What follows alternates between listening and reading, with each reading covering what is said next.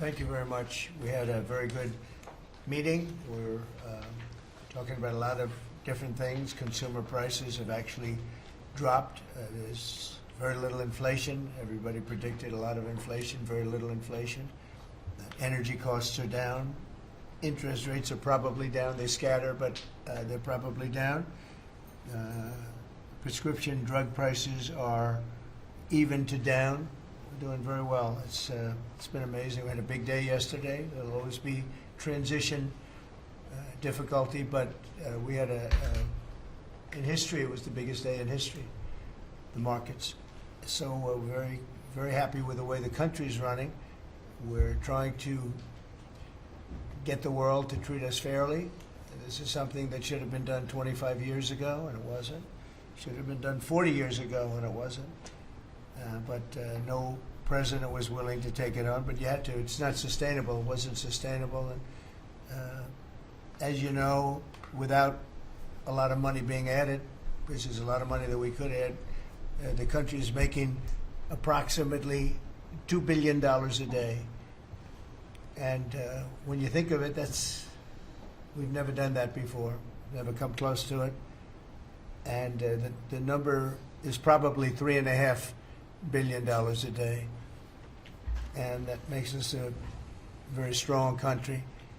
But we have Scott here and Howard and some of the people that are working on deals, and the biggest problem they have is they don't have enough time in the day. Everybody wants to come and make a deal, and we're working with a lot of different countries, and it's all going to work out very well. I think it's going to work out really very well, but we're in good shape.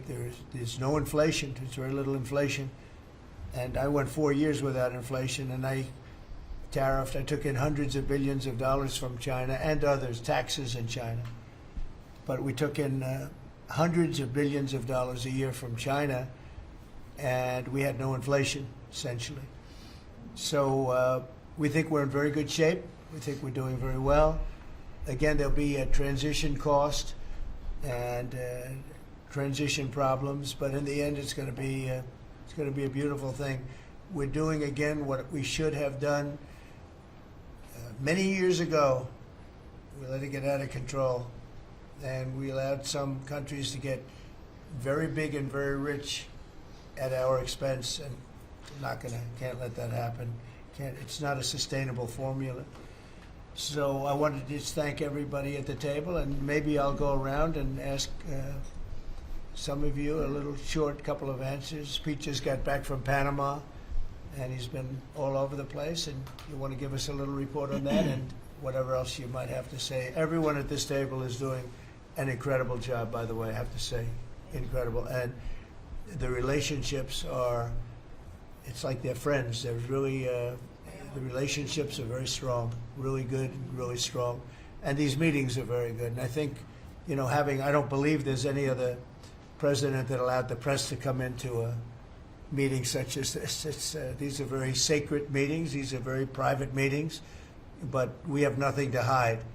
And I think it's good. I think it's a good, we want to be, a word you like to use, Jeff, is transparent. So we want to be transparent, and we'll do that by starting with Pete. Go ahead, Pete. Yes, Mr. President, we just got back from Panama last night.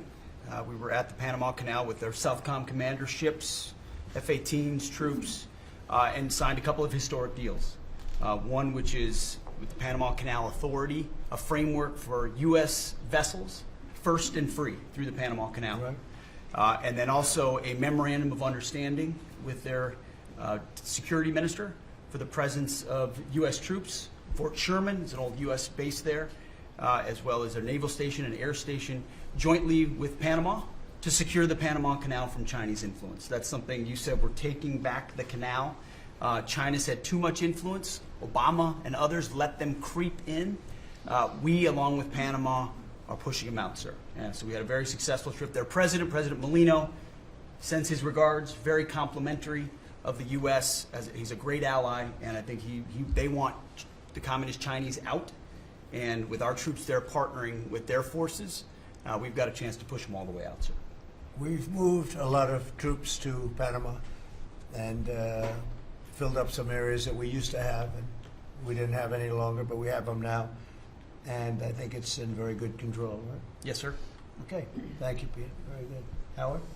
So, so we've have so many countries to talk to. It is, it's incredible. I think Scott and I, I'm not sure we could ever have enough time in the day to talk to all these countries because they want to talk and they want to talk now, and they have come with offers that they never, ever would have come with, but for the moves that the president has made. Demanding that people treat the United States with respect. We're getting the respect we deserve now, and I think you're going to see historic deals one after the other. And then I'm very excited that within a week and a half, we're going to start with the gold card. And the Trump card is coming out, and we're very excited about that, and that's coming soon. So very excited. Good. Thank you very much. Good job. Linda? Well, on a couple of fronts, we have been addressing the issue of anti-Semitism on campuses. There's been some grant funding and contract funding that we've reviewed, and some canceled and some we've put on hold, waiting for that, while we do an investigation. On the other side of what my responsibilities are in having education go back to the states, we're meeting and talking with governors. I was with, this week, all 50 commissioners of education around the country, and because we also want to provide them with tools and best practices as education does move back to the states. Making great progress, great response from the states, and very positive. And what about colleges? You're holding back $400 million from Columbia, From Columbia. $8 billion from Harvard. Can you imagine the money we pay Harvard? They have a $60 billion fund, and we're giving them $8 billion, and we're trying to figure that out. And then they hire de Blasio, the worst mayor in the history of New York, and they hired the woman from Chicago who was a disaster, total disaster, and they pay them massive salaries, and they're supposed to be teaching you government. That's not Harvard. That's not Harvard the way it used to be. So do you have anything to say about that? The dollars you're holding back from quite a few universities that were not behaving. Yeah, and the other, there's some Princeton, Cornell, others that are coming in, and actually getting calls now from the presidents of the universities who really do want to come in and sit down and have discussions. And so we're investigating them, but in the meantime, we're holding back the grant and the fund money. Great job. Thank you. Very thankful for the House voting for the President's budget resolution along with the Senate bill. Made a ton of progress this week in working with members to ensure that a desire for flexibility in the Senate was not misconstrued as a desire not to slow and do spending reforms. And so we're very thankful for that. And now we can get after writing that bill, getting the President as big a package of his agenda to his desk. So very good week. Good.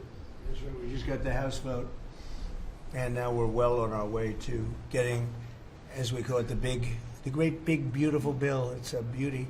There's never been a bill like this one. We're trying to get it all into one beautiful bill. It's tax cuts, regulation cuts, and many other things.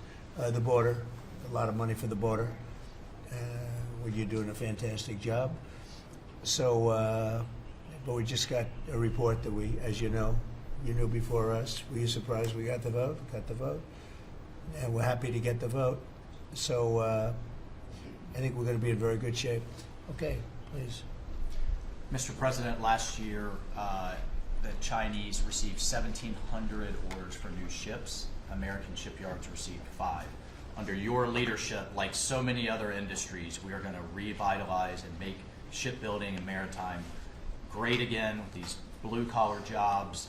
These are the cranes, the ports, opportunity zones, and drive that investment back in. And we have, under that executive order, and also one to streamline foreign military sales for people that want to buy our equipment, and of course acquisition reform, all just this week under your leadership, Mr. President.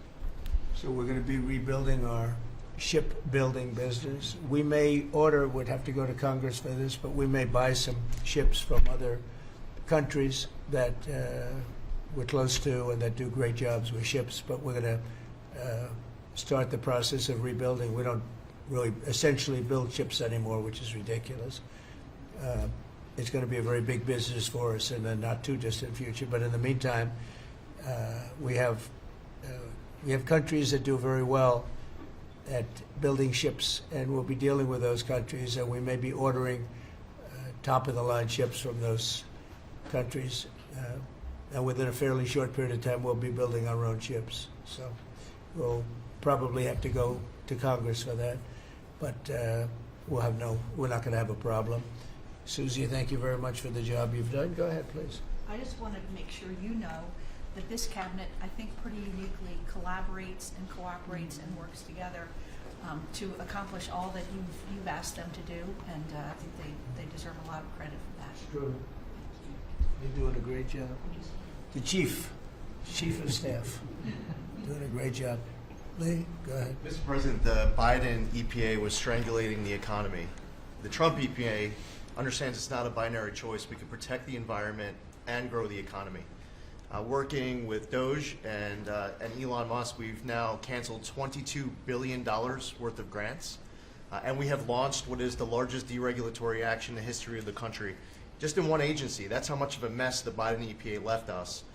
It is going to end up reducing the cost of living. It's going to create jobs. It's going to make it easier to purchase a car. It will be easier to heat your home. We're proud of this effort.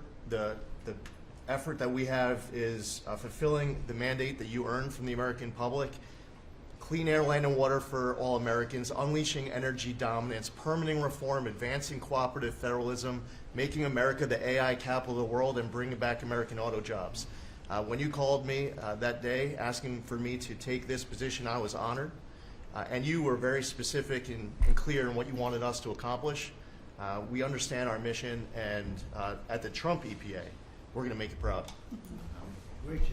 You're doing a great job. And you have a lot of applications for approvals for power plants, which are going to really power the regular plants, and they're going to be right next to each other, because we can't rely on our grid. It's old and it's tired, and it's very subject to being attacked, whether by rain or by bombs or by anything else. And we're letting people build their own power plants, and these are a lot of them being built with the AI and beyond the AI chips, and we're letting them build their own power, and never been done before. And we're going to get it done quickly and approved quickly as part of a plant.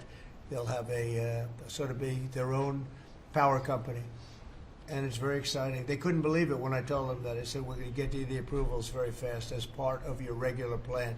You're going to build electric producing plants, and it's very exciting.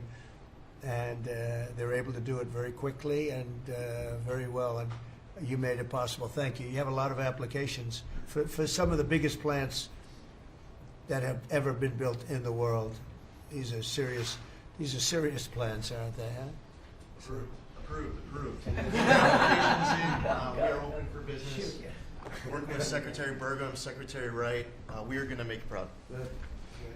Sean? First off, Mr. President, it's Brooke's birthday today, so she keeps getting younger, so happy birthday to Brooke. Thank you. I want to thank you as well for the shipbuilding at EO. Again, to build ships, you also need mariners to sail those ships. I was just up at Kings Point for the Merchant Marine Academy a couple days ago, and we have some of the greatest young men and women who are learning how to be mechanical engineers, to rebuild and fix the engines on those ships, but also how to sail ships.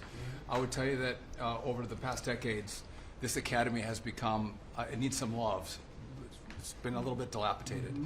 We have to invest in sailors, and I appreciate you taking the initiative. To be a global power, we have to build ships and have sailors to sail those ships. These are the very people that help Pete should we come into points of crisis to support the military. So thank you for that. Number two, the last administration announced 3,200 projects, big, beautiful roads and bridges. Most of them are good. But they announced them, they didn't sign a grant agreement. 3,200, so the money doesn't go out the door to build the infrastructure in the country. And it's fun to do an announcement. It's actually the harder work to put together these grant agreements. So we're doing the work right now at DOT to get these grant agreements done and build the projects. Most of them are good. And they also put in all of this green and social justice requirements on roads and bridges. We're pulling all that out and putting the money toward the infrastructure, not the social movement from the last administration. Good steel, right, as opposed to green paper mache. Good, thanks, great job. Sir, first, we are, I would say, more than friends. We've all become family, and I think that what you have assembled in your vision is a turning point and an inflection point in American history. And so just being a part of that is the greatest honor. So thank you for that. And again, just the relationships here and the honor and respect we have for each other is a reflection of you and your leadership. So I just wanted to say that first. The second thing I want to say is that on behalf of the farmers and ranchers, food security is national security. We have to be able to feed ourselves. And your idea of using tariffs along with deregulation and tax cuts, but your idea of using tariffs to ensure that we are putting forward and putting America first, no one understands that better than our farmers and our ranchers. But having said that, emerging from 4 years of Biden with a 30% increase in inputs for our farmers and ranchers, with an almost $50 billion trade deficit. When we left the first time, it was zero, meaning that they are hurting. So the period of uncertainty we're in, they know that your vision will move us into an age of prosperity for all Americans, but for my people, for the farmers and ranchers, unlike any they have seen before. And I think they are really, really excited and so grateful for your leadership. But also, you have never failed to say that you have the backs of our farmers and our ranchers. It was the first phone call that I had after I was voted with the Senate. And that message just resonates with almost an 85% support of you in the last election. They're with you. Interestingly, the biggest budget driver at the United States Department of Agriculture is not farming and ranching or agriculture, it's food stamps. And so as we emerge and embark, Secretary Kennedy and I, on your vision of making America healthy again, a massive part of that is realigning and reworking our food stamp program so that it better serves those who need it. And yeah, to the point of getting the transgender, DEI, Green New Deal out of the USDA and realigning is really important. So It's out of the thank military, you. right? Yes, sir. Is it 100% out, would you say? 99.9, sir. I'm going to get that last point. Get the more out. rest of it. But thank you, sir. We've got a much different military, I will tell you. Thanks very much, good job. And eggs are down, Eggs are big, down. right? Yes, Big. yes, sir. Wholesale prices. Retail will come. Easter is the Super Bowl for eggs. So, you know, there may be a little fluctuation, but no, we feel really good about it. Thank you. That's what I hear. Thank you. Thank you. Good. I'd echo what Howard said on the trade queue, that we've got over 75 countries that want to come in. So it'll be Treasury, Commerce, Jameson at USTR, and we're putting a process in place. And as you said, you're going to be part of the negotiations too, because you know I've had these countries call me up and Secretary Bessem, we're happy you're going to be negotiating. Well, President Trump's going to be involved too. Every So detail. bring your best deal on the budget. It's moving quickly in the House and the Senate, thanks to your leadership. We're also going to have debt ceiling in there, so we're going to get an increase in the debt ceiling. So, and that will be the done and dusted for Part of the bill that we just got to vote on today. So part of the bill. It'll be done and dusted for 2 years. We won't have to worry about that. And then I gave a speech yesterday to 1,400 small and community bankers, and they were so happy to hear from your administration. And I told them Wall Street's done great for the past 4 years, 10 years, 20 years. It can continue doing great, but it's Main Street's turn now, and it's those small bankers through deregulation, through emphasis on Main Street, your Main Street agenda, bringing back jobs, that is going to power the smaller communities. And then finally, the bond auction went very well yesterday. We had a lot of foreigners show up as the support, showing that the U.S. is still the best place to invest. The inflation report as you said, was quite good. And energy prices are down more than 20% since January 20th. Amazing. That's great. Very good numbers. Great number. Thank you. Pam? President, we've had some great wins in the last few days that, you were overwhelmingly elected by the biggest majority. The U.S. Americans want you to be president because of your agenda. And the courts are ruling that you have the authority to determine how the money of this country will be spent. That's what the American citizens wanted, and that's what they're getting. An example of that Friday was the Department of Education, that you can determine how the money will be spent. No more DEI. And that impacts every agency across the board. On the civil side again, NLRB. We had a big win in the Supreme Court there. OPM, a big win there. But also 16,000 workers there. But also on the criminal side, the Alien Enemies Act. We are winning there. And your directive to me was to keep America safe, and that's what we're doing. Whether it's the alien enemies, all of these gangs, and they are enemies of our country. They are terrorists, they are organized crime, they have come here, they are extremely organized, they are spread throughout our country, and they are creating terror. And no more under your directive. And that has stopped. Yesterday in South Florida, we charged the 11 defendants with $500 million of pure cocaine coming into our country to kill our kids. They were caught. They will be prosecuted to the fullest extent of the law. These gang members are going back to where they came, or they're going to an El Salvador prison at your directive. And you also gave us a directive to prosecute the people who are going after Tesla to the fullest extent of the law, some of the greatest police work I've seen. We've made 4 arrests. There will be no negotiations at your directive. They're all looking at 20 years in prison, and within the next 24 hours, you're going to be seeing another huge arrest on a Tesla dealership, President. And that person will be looking at least 20 years in prison with no negotiations. That's great. That's great. That will stop it cold. Domestic terrorism. Thanks. Doing a great job, too. Thank you very much. Lori, please. Mr. President, accountability matters. That's what we're recognizing. With our partners at the Department of Labor for Government Efficiency, just a few weeks ago, we realized there's about $4.4 billion in COVID funds that were not used, that the state coffers were just holding on to. Out of that, we've returned $1.4 billion back to the state treasury, so essentially to the American people, and we'll go back and claw the rest of those billions of dollars back. And on the heels of that, late last night, we're understanding unemployment insurance fraud. That trust needs to be whole for the American people. When we need it for who deserves it. That's not what we're seeing in the numbers that we saw last night, again, exposed by our partners at DOJ at the Department of Labor. Since 2020, over $400 million of payments have gone out already. And when you hear these numbers, apparently in the United States, we have over almost 25,000 people who are over 115 years old who are collecting $59 million that we have sent out to people. Talk about fraudulent behavior. Mr. President, 28,000 people between 1 and 5 years old have collected fraudulent payments at the tune of $254 million has gone out. And lastly, 10,000 people who have not been born yet, 15 years into the future, $69 million, and they haven't even been born yet. In one case, they will be born 129 years from now. The United States government sent them $41,000, and they're not born yet. So, under the Department of Labor, those are the things that we're uncovering. I couldn't be more honored to tell the American people that we're bringing back their dollars and we're saving them and returning them to the United States Treasury.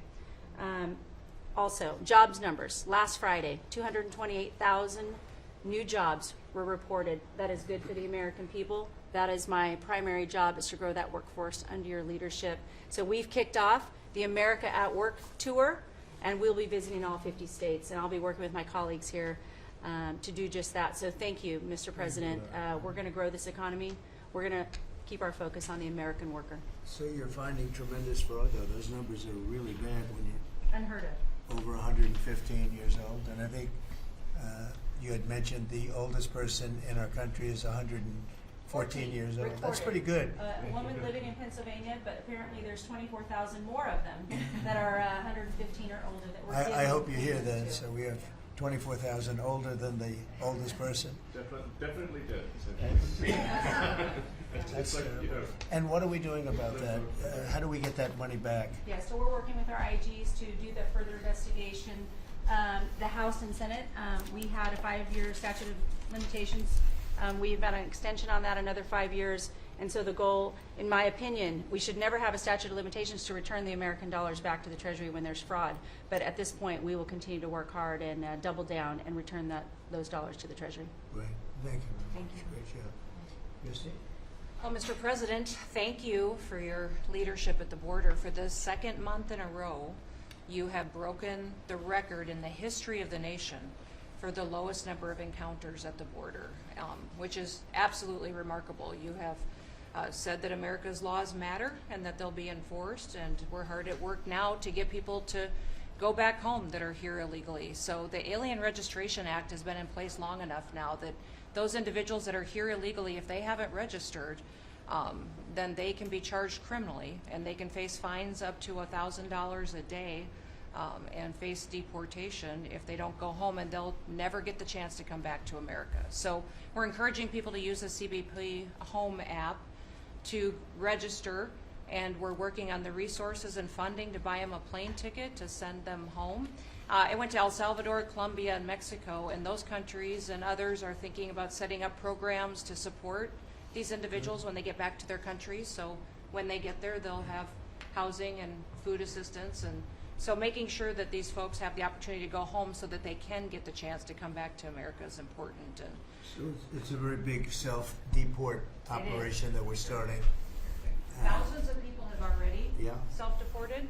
Well, we're just going to, when you have 21 million people that need to go home because they're here breaking our laws, then we need to facilitate that. And I've been working with the governors a lot lately on several different issues. One of them has been on FEMA for recommendations on how to do exactly what you've directed us to do. And then also I sent a letter and communicated with them that they need to be setting up a SCIF.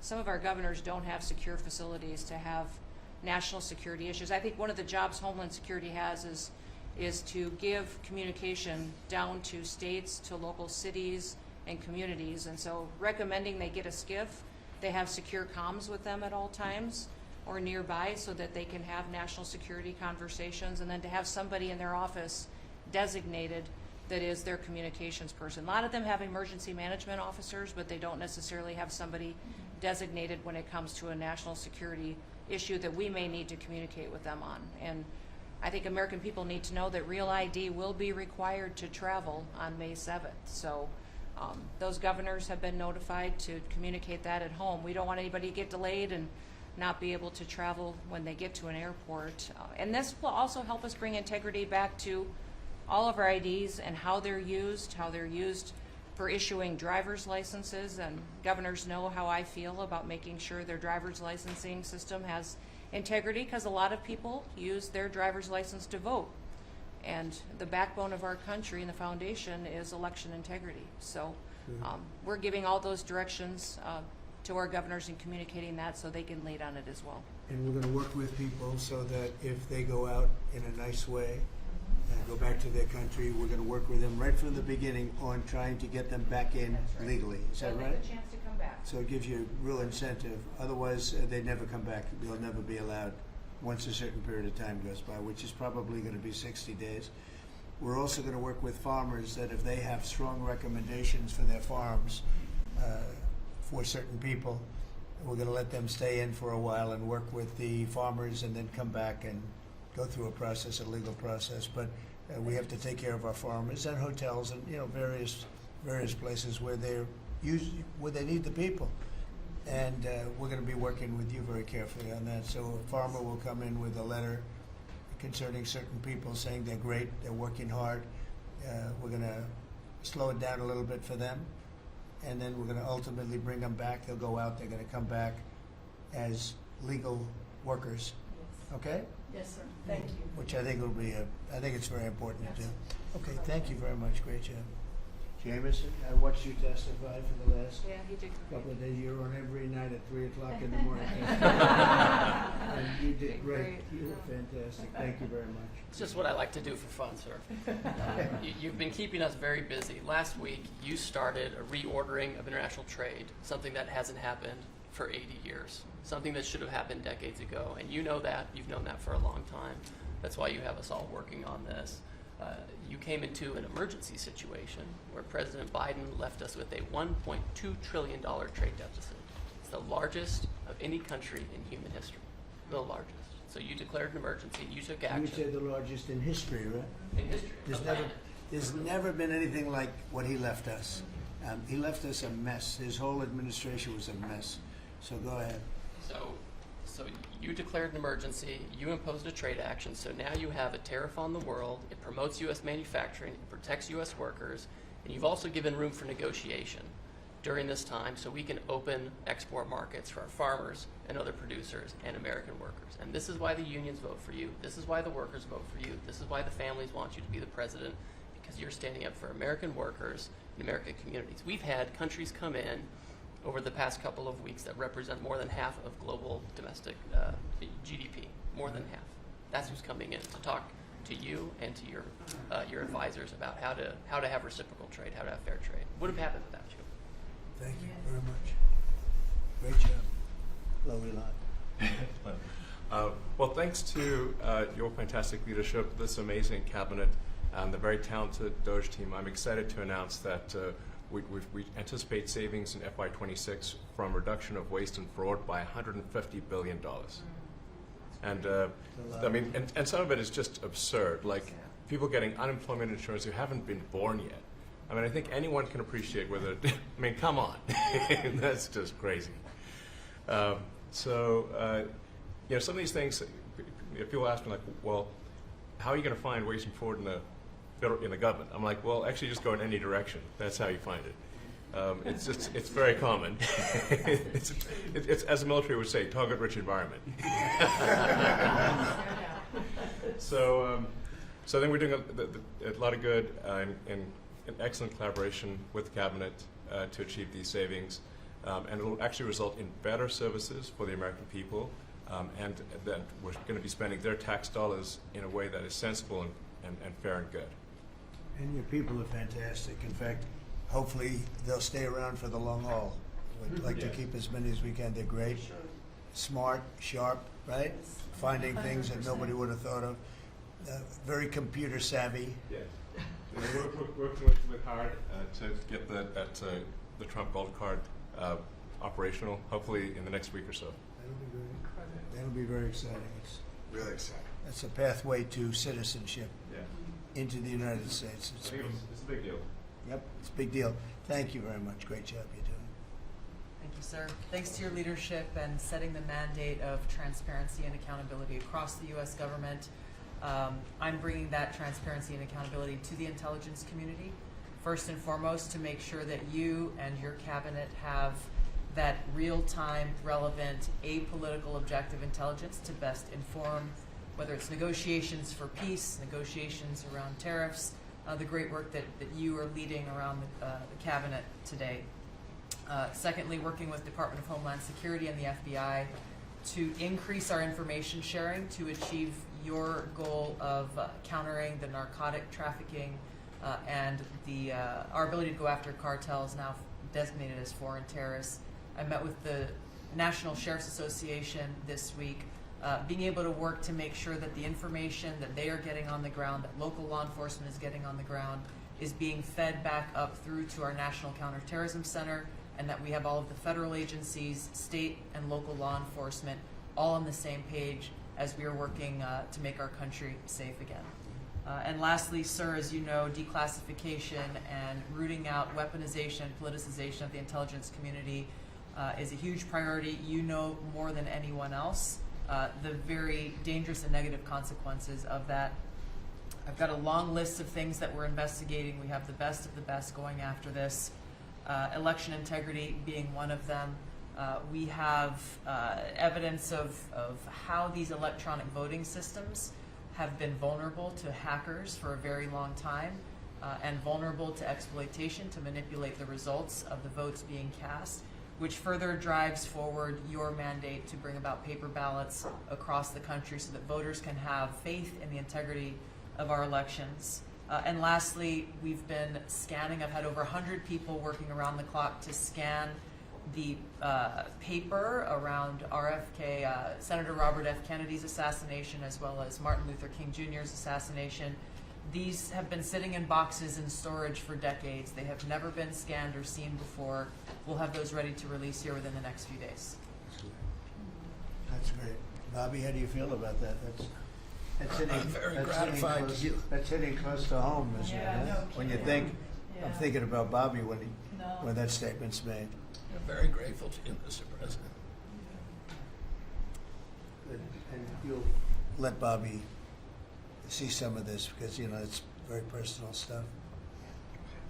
But it's time. I've asked him, and his response is, put it out. The world needs to know the truth. And his uncle that's been out, and anything that hasn't been out, they can go to your offices and see, right? Everything that we have within our possession, it's either online or it's physically at the National Archives and Records Agency. We also have hunters going out, Mr. President, and looking in the storage lockers at FBI and CIA and other agencies, specifically to find if there is anything else that has not been reported. We're actively going out and trying to search out the truth. Okay. Yeah, we want to get it all out. Yes. 100%. Good. Thank you very much. Good job, Dallas. Mr. President, on behalf of America's manufacturers, I want to thank you for standing up to the Chinese Communist Party and fighting for our main streets, for our workers, and for those that make things in America. I'm out on a Made in America manufacturing tour, and as I go across the country, people are grateful to have a president who's not just fighting on the tariffs fronts, but to get inflation down, to create jobs. After Biden destroyed 110,000 manufacturing jobs in just his last year, you've already brought back thousands and thousands of manufacturing jobs. So the American worker is grateful. Main Street is grateful for you. And at the agency level, we're making sure that manufacturers have access to the capital they need, but we can't do that if we're not fighting fraud. So we've modified our loan applications to have citizenship verification, to make sure we have birth dates, common sense principles around lending that the Biden administration had waived. They waived $450 million of fees in 1 year. We're restoring that for the American taxpayer. And the American taxpayer, as tax day approaches, April 15th, they need to know that this cabinet, this administration, and thank you Elon Musk and Doge for fighting for the American taxpayer to make sure that their hard-earned dollars are well spent, that they have a return on investment for this country, and that we're fighting for them just as you are every single day. So thank you, Mr. President. Thank you very much. Mr. President, we are working at HHS to advance your agenda to make America healthy again. I'm working with Lee Zeldin to reassess the fluoride rules based upon the August release by the National Toxicity Program of new science that shows a direct inverse correlation between exposure to fluoride and IQ loss, particularly in children. Lee and I were in Utah this week, to announce that Utah became the first state in the country to ban supplemental fluoride. I'm working with Brooke on, and governors now in 24 states who are advancing MAHA legislation to get soda pops off of the food stamp program, off the SNAP program. We've launched Operation Stork Speed to get the bad chemicals out of baby formula. We're working with governors across the country to get good food into the school lunch programs and to get rid of food chemical dyes and other bad chemicals that are in our food. We've shown now that this directly affects academic performance, violence in the schools, and mental health, as well as physical health. We are working with governors across the country to get cell-to-cell or bell-to-bell legislation to restrict the use of cell phones in schools, which again dramatically impacts academic performance. Today we announced a dramatic reduction in animal testing at NIH and FDA. We're going to switch over to AI, which we've now found is much more precise in identifying the impacts of toxics in various products. We're working with Elon, who's done an incredible job to eliminate the redundancies and to streamline operations at all the health agencies and to recalibrate our trajectory to your agenda of making America healthy again. And finally, on the CDC has done an amazing job at getting the measles outbreak under control. We have about 680 cases now in 22 states, compared to the same outbreak in Europe, which is 127,000 cases and 37 deaths. Our numbers in this country have now plateaued. And I want to thank CDC for that. And we're trying to refocus the press. We've had 3 measles deaths in this country over 20 years. And we're trying to refocus the press to get them to pay attention to the chronic disease epidemic as you've asked us to. We have now 38% of American youth are pre-diabetic. This was unknown 30 years ago. Every child that becomes diabetic, there should be a headline about them. We have 100 million adults who are pre-diabetic or diabetic. And we have, we have now, the autism rates have gone from now most recent numbers we think are going to be about 1 in 31. 1 in 12, so they're going up again from 1 in 10,000 when I was a kid. And we are going, at your direction, we are going to know by September. We've launched a massive testing and research effort that's going to involve hundreds of scientists from around the world. By September, we will know what has caused the autism epidemic, and we'll be able to eliminate those exposures. So big. Think of that. So it was 1 in 10,000 children had autism, and now it's 1 in 31. Not 31,000, 31. That's a horrible statistic, isn't it? And there's got to be something artificial out there that's doing this. So you think you're going to have a pretty good idea, huh? We will know by September. There will be no bigger news conference than that. So that's it. If you can come up with that answer where you stop taking something, you stop eating something, or maybe it's a shot, but something's causing it. It can't be from 10,000 to. Can you imagine that, Marco? That's a big number. Thank you very much. You're doing great. Thank you, Bobby. Please. Well, Mr. President, one of your primary administration goals is to make sure that we unleash American energy, and of course the strategy behind that is when we do that, it helps make it more affordable for all Americans. Energy isn't just industry, it is the foundation of every other industry, whether it's food, manufacturing, clothing, transportation.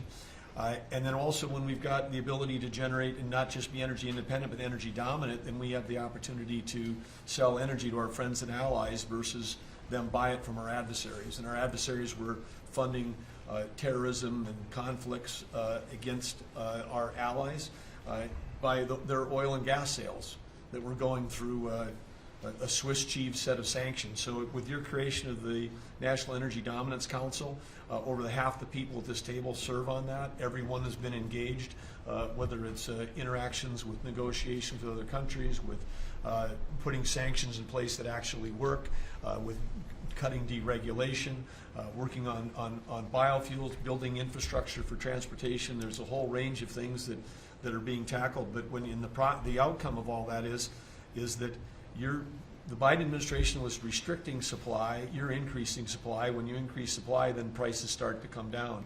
And we have a huge opportunity to do this. Just in interior alone, there's 500 million acres of surface, 700 million acres of subsurface, and 2.5 billion acres of offshore. And the Biden administration was trying to restrict this so that you couldn't get a timber lease, you couldn't cut a tree, you couldn't graze a cow. You couldn't develop oil and gas minerals, and you couldn't develop the critical minerals we need for our technology, for our defense industries, and to be able to help us win the AI arms race against China. So we're opening up this, and with your executive orders and your work, we've on Tuesday, historic day, you ended the war on beautiful clean coal, which has been going on since Obama took office. China gets 60% of their electricity from coal. They're opening up they've opened up 94 gigawatts of coal in the last year as part of this AI arms race. 94 gigawatts, that's enough for 94 Denvers to be able to, 1 gigawatt per metro area like that. It's unheard of. So we have an opportunity under your leadership to come back. The Gulf of America had its first offshore lease sale, which is scheduled for later this year, but that was, the industry loved that because we're now, the Gulf of America is now open for business again. And there's as much as 7 billion barrels of oil accessible now. They've increased the upside of what they think that is. On the coal front, the estimate is the financial value of the coal in America is $8 trillion. That was an asset on the balance sheet that we've now being put back on again. And of course in Alaska, with your separate executive orders to unleash Alaska energy between ANWR, the North Slope, the Strategic Petroleum Reserve Alaska, all of those, we've reversed Biden decision. Those are all open for business again. And all of this is leading to the investment coming to America. The smart money is coming to the U.S. That's why we've got trillions of dollars of investment that is showing up at the door, because they know if they're going to do manufacturing here, there's going to be energy to power their plants. And so again, thank you for your leadership and thank you for everything you're doing. Very good. Thank you. Marco? Well, Mr. President, one of the most important things I believe you'll achieve in your presidency is reordering the world in a proper way. For 31 years, more than 31 years now, multiple administrations have allowed the Chinese to deindustrialize this country, to take away jobs and factories and the pillars of our national strength. And what you're doing now, I think, is a great service to our country, but ultimately to the world. And I want to congratulate you and your team that's working on that, because that has extraordinary geopolitical implications, as you see from all these other countries that are now coming here and wanting to join something that actually makes it's crazy to allow these. I mean, basically, we lived in a world where Chinese companies can do whatever they want in America, but our companies cannot do anything over there unless they allow it, and even then they steal our stuff and reverse engineer it. So just reordering all of that has dramatic implications on peace and security of the world. So we thank you.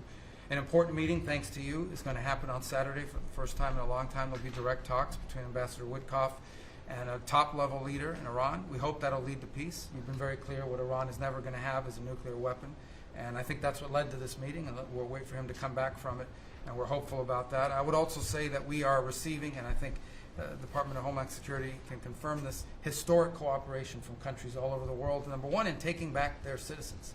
Every country in the world has to take back people that are illegally in another country, and we have countries that refuse to do it or will kind of ignore our calls.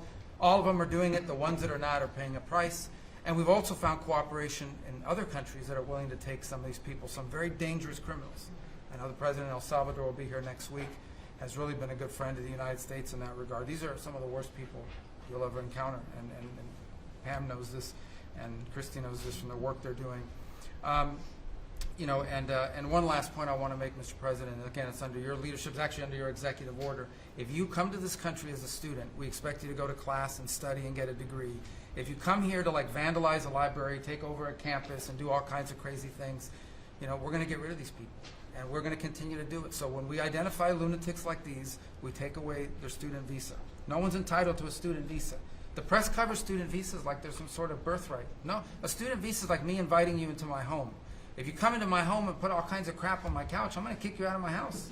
And so, that's what we're doing with our country, thanks to the president. And last but not least, very important development this week, but both Pam and I were very excited. The finest higher education institution in the United States, University of Florida, is also now the national champions in basketball, and we hope you'll host them here soon, Mr. President. Go Gators. They're coming. Good for the SEC. They're coming, guys.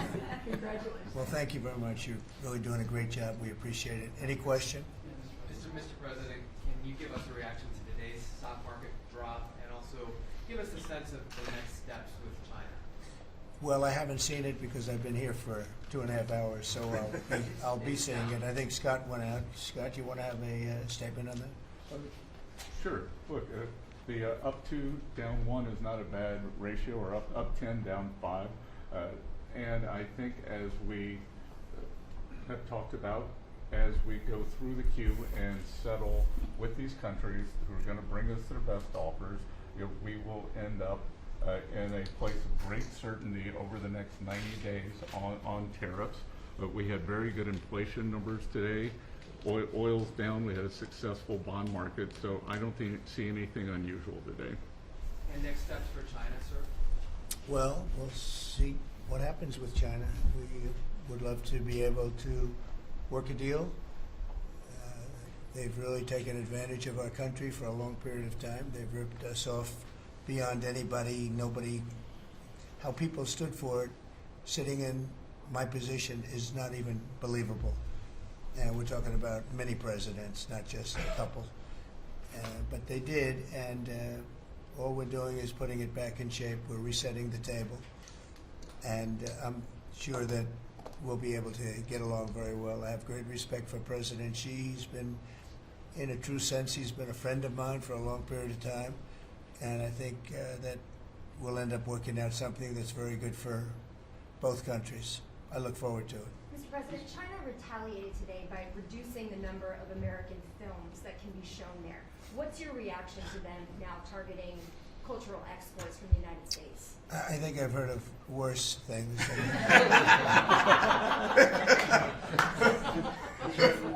Yes, please. Also on China, the Ukrainians say they have evidence that Chinese soldiers have been found fighting for the Russians in Ukraine. Can the US verify this? And if so, what does the US plan on doing to China to counteract that? We'll look into it, but I think beyond that, we're really looking to get that war stopped. They're losing 2,500 and even more than that young people a week. They're Russian and they're Ukrainian. They're not American, but they're people. And we're seeing if we can get it stopped. And I think we're making progress. I appreciate the ballerina who was released. It was at the request of a very good friend of all of ours, actually. Dana White called me and he said it's the friend or the relationship of one of the fighters for UFC or one of the fighters. And Dana's an incredible guy, and we spoke to President Putin about it, and they made a deal. They released the young ballerina, and she is now out, and that was good, so we appreciate that. We hope that we're going to be able to make a deal relatively soon with Russia and Ukraine to stop the fighting. It's so senseless. It's such a horrible thing. It would have never happened if I were president, but it did happen, and we were given that card. And I think we're going to get it. I think we're going to get it stopped. Got to get going. We got to get it. We have to move it faster. Likewise with the hostages, we're making progress. There's 59 hostages, but only 24 of them are living, and that's the way it's been presented to me by the mothers of some of the dead, mothers and fathers of some of the dead hostages, and they want the bodies of their baby, as they say, their baby, their young boys. They want them back as much as if they were alive. It's amazing because when I met the hostages 2 weeks ago here, I couldn't believe what they had to go through, by the way. But when I met them, they said, yeah, there's 59, but 24 are living. And they actually consider, I guess if you're a parent, you do consider it this way, that the remainder who are dead, the 24 that are alive, the remainder that are dead, they want them back just as much as they would want them back if they were alive. It's really pretty amazing and pretty sad. So we're getting close to getting them back. We have a lot came back. A lot of people are very grateful. Some came back in pretty bad shape. Some came back, they're okay. I think they're going to be scarred mentally for a long time. Because if you sit down and talk to them, as I have, what they went through is incredible. But we're making progress. We're dealing with Israel. We're dealing with Hamas, and it's a nasty grip.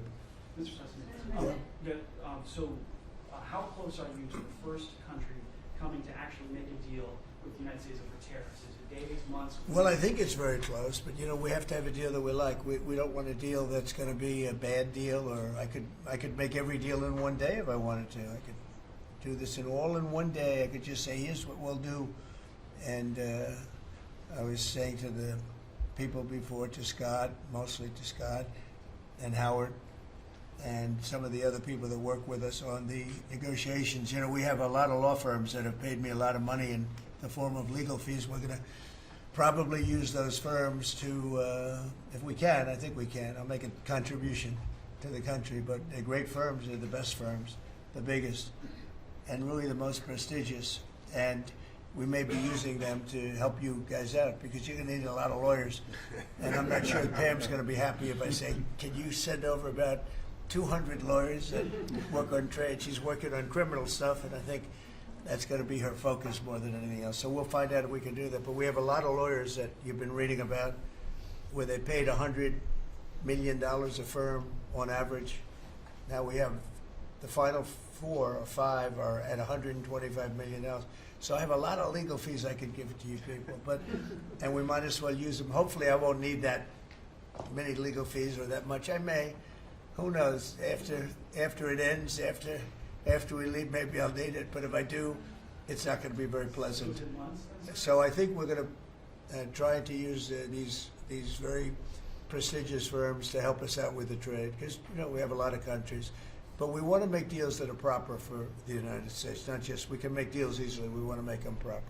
Mr. President, if you aren't able to reach the deals that you want to see at the end of the 90 days, will you put those higher tariffs in place, or will you extend Well, that's what pause? would happen. I mean, if we can't make the deal that we want to make, or we have to make, or that's good for both parties, it's got to be good for both parties. You wouldn't. And then we go back to where we were. Go back to the numbers that you Yeah, announced last week. I think so. You wouldn't extend the pause. Yeah, we'll have to see what happens at that time. Thank you, Mr. President. You said yesterday you were considering some exceptions for companies. Can you talk about what you're considering, and then also on the reciprocal tariffs, that it'd be substantially lower? Is the same math formula going to be used, or is that crossed out?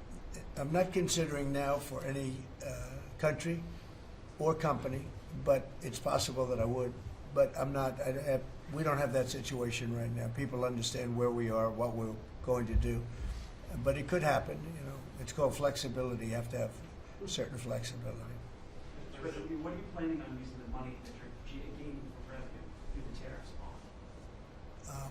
Paying down national debt, reducing taxes, creating good budgets, helping Christie with the border and all of the other things.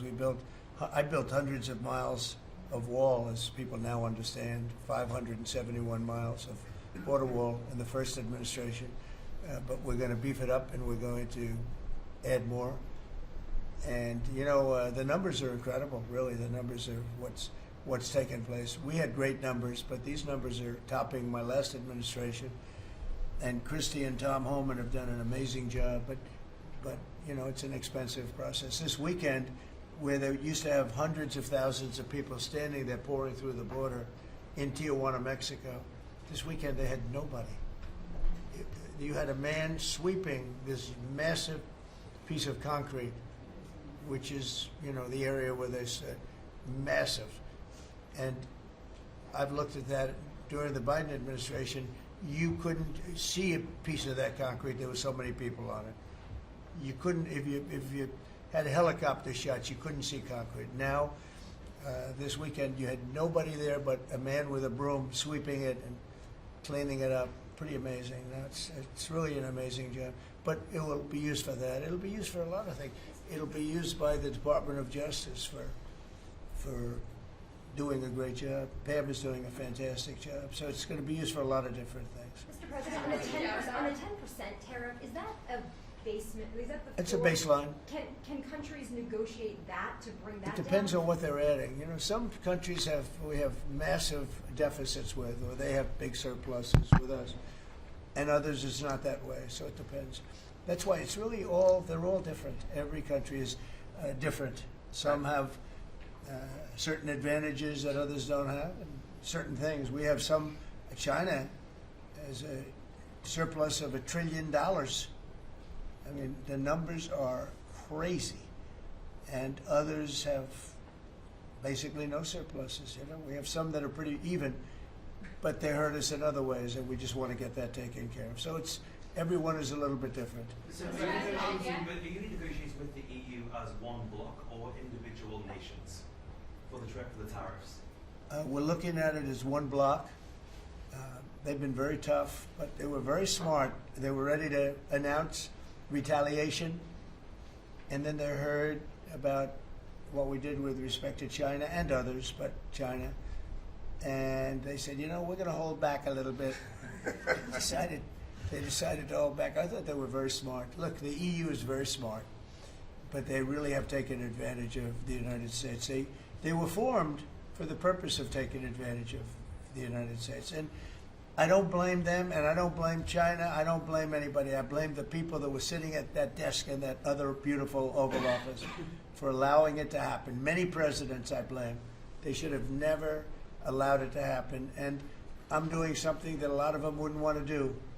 But I'm here, I do those things, and we're going to make this country great again.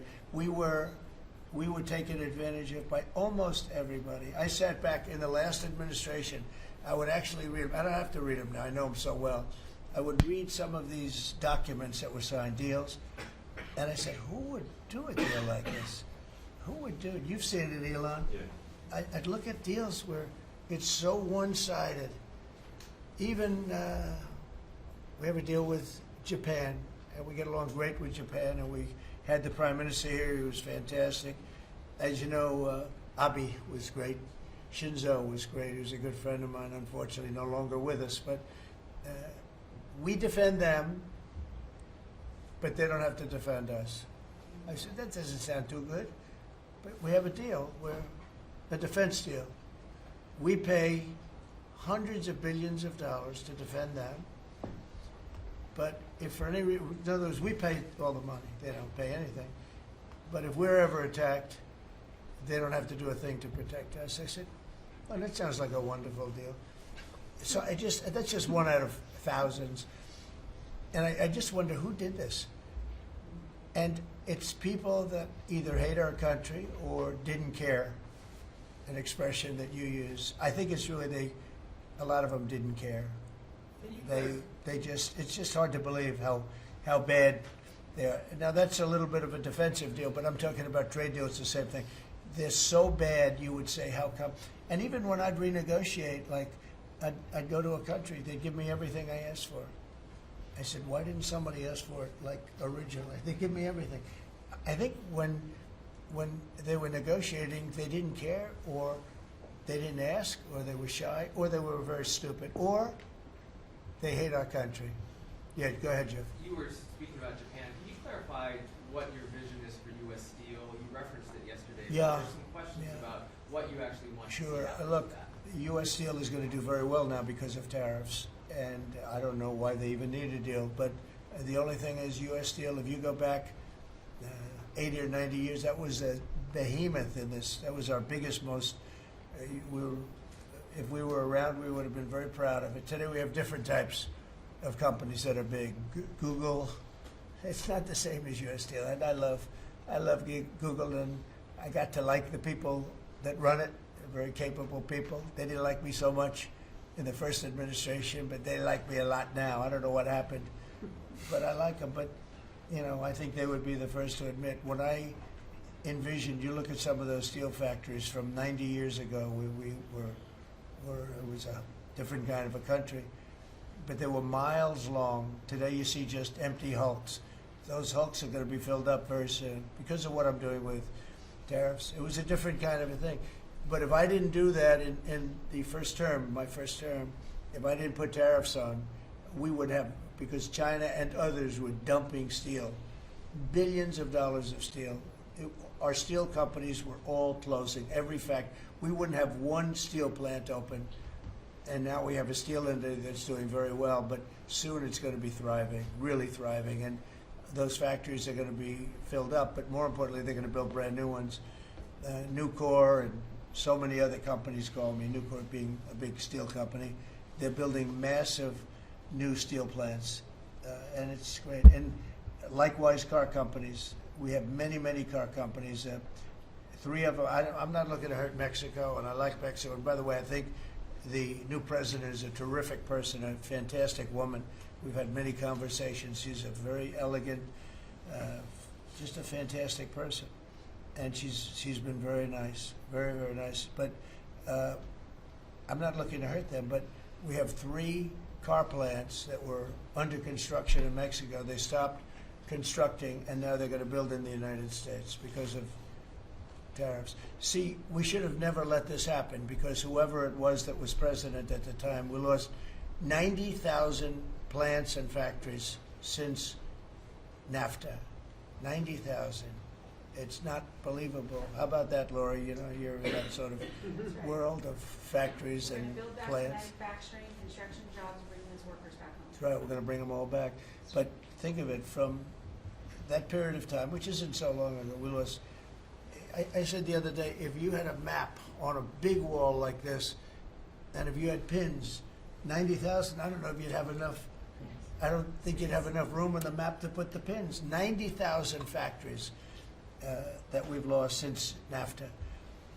And it's not even, and about 6 million jobs, really, I think probably a lot more than that, but they say 6 million jobs.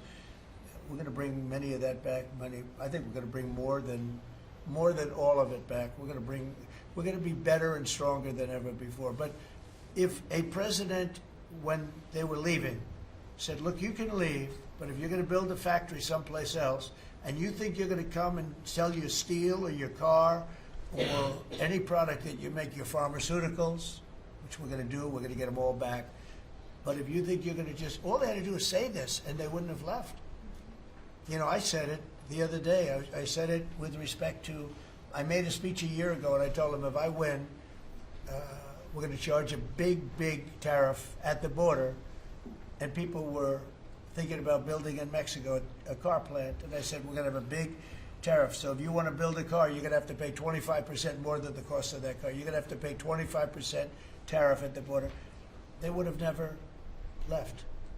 They could have kept everybody. If a president said, if you leave this country, you leave Michigan, you leave Detroit, you leave anybody, any of our states, because to me they're all the same. I love them all. I love them all, and I probably won them all, but they say I won most of them. But I think I won them all, but that's okay. But all you had to say if you were the president is, if you leave and you think you're going to now fire all those workers, leave all that, everything behind, and you're going to build in another country and sell it no, you're not going to. You're going to pay 50% or 100% tariff. They would have never left. And all you had to say, Marco, all you had to say very simply is, you don't have to write it down. All you have to do is say it verbally. If you leave, you're going to pay 100% tariff. Therefore, don't leave. They would have never left. But they left 90,000 plants. I mean, it's hard to believe that many. It's not, you can't envision it. So just getting back to your, because I'm the great weaver of all time. To weave, you have to be a genius. To go on tangents, anybody can do that. But we'll get back to your original U.S. Steel. U.S. Steel is a big name in this country. It's Babe Ruth is a big name. We have a lot of big names, but not too many. U.S. Steel is one of the great names in the history of our country. And normally I wouldn't mind so much. I wouldn't be thrilled with it. But to buy for a foreign country, and we love Japan, but for a foreign country to buy that cherished U.S. Steel brand, that's hard for me to do. And maybe somebody else may want it. The company Nippon that's involved with it is a big, powerful company who do a good job. But why can't they just build a plant themselves? I mean, why do they have to, take U.S. Steel? So as you know, I rejected the deal. Now they've come back in a different form. They're coming back as an investor. And, I feel better about that, I guess. But, I know them very well. I know the thinking. It's the investor. They'll invest, and somebody else maybe is sitting in this chair, and they will no longer have an investment. They'll have the whole thing. That's the way it works. Very smart. They're very, very smart people. We're dealing with very smart people throughout the world. Great geniuses, actually. Look what they've done to our country. And again, I don't blame China. I don't blame anybody. If I could have done it, if I were in that position, I'd have great respect. I have great respect for the people. They ripped off the United States, and all we had to do, have a president that knew what the hell was going on, and none of those countries would have left. Those companies, none of them would have left. So that's a little lesson in basic business. And it's really basic business. It's not complicated business. It's very basic business. And we'd have every one of those car plants going just the way they were 30 years ago. None of them would have left, but now they're coming back. Mr. President, the Labor Department has confirmed that $400 million went to fake people for unemployment benefits. Yeah. That's what are your initial reactions? I think it's terrible. I just heard it from Lori, and I appreciate it, and you heard it from Elon's people, right? That's right. Elon's done a fantastic job. Look, he's sitting here, and I don't care. I don't need Elon for anything other than I happen to like him. But I'm telling you, this guy did a fantastic job. I don't need his car. I actually bought one because, and they said, "Oh, did you get a bargain?" No. I said, "Give me the top price." I paid a lot of money for that car. But honestly, he makes a great car.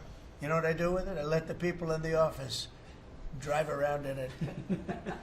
Margot, and Natalie, they're all, Chamberlain, they're all driving around the most beautiful car. It's gorgeous. But I did that as a sign of, just a show of support. Numerous people have done that. Just a show of support. Because, you know, he's done a fantastic job, but he hasn't been treated properly. Hasn't been treated properly. Yeah. Mr. President, can you talk to us about your communications with China? Has President Xi reached out at all since the tariffs? Well, I don't want to say who's reached out. I just say that I think it's going to work out, hopefully well. Including TikTok? They're very big. It's hard to get over, if you're me, what they've done to our country. They've destroyed our economic base to a large extent. The good news is we're very vibrant, and we're going to get it back fast. We already have. Look, we're making $2 billion a day now, and during Biden, we were losing $3 billion a day. Biden was a disaster. He was the worst president in the history of our country. And you know, to me, worse than that, because the money you can make if you have the right guy in this position, worse than that was what they did on the border. By allowing the jails of the world, not South America, all over the world, to be opened up so that we take everybody from Africa, Asia, South America, Europe, the bad ones. They opened up their jails and they dumped them in the United States. And now this beautiful young woman who seems to be, boy, she loves what she does, though. I think she loves what she does because she's a patriot. She hates to see it. And Tom and all the people. But for us to spend, you know, hundreds of billions of dollars this is just, I don't know. They either hated the country. Who would do this? Who would want millions of people to pour through an open border? We have no idea who the hell they are. And just walk right through. And half of them, whether you like it or not, you could look at them and you could say, they are not going to help us. These are some rough people. But they'd empty out their jails, and they'd empty out their mental institutions, insane asylums, and they let them into the United States of America. And inflation we can fix, and all of the other things we can fix. We'll get it going. But this is something, it's such a horrible thing, and it's really hard. You know, we have to do deportations. Now we're doing self-deportation. We're coming up with all sorts of ideas. And they must have known it's not going to work out well. And, you know, we want people to come into our country, by the way. We need them badly for the jobs. But we want them to come in legally. They have to come in legally. They have to show that they can love our country. Thank you very much, everybody. Thank you. Thank you very much. President, Democrats are making allegations about market manipulation as a bank. Thank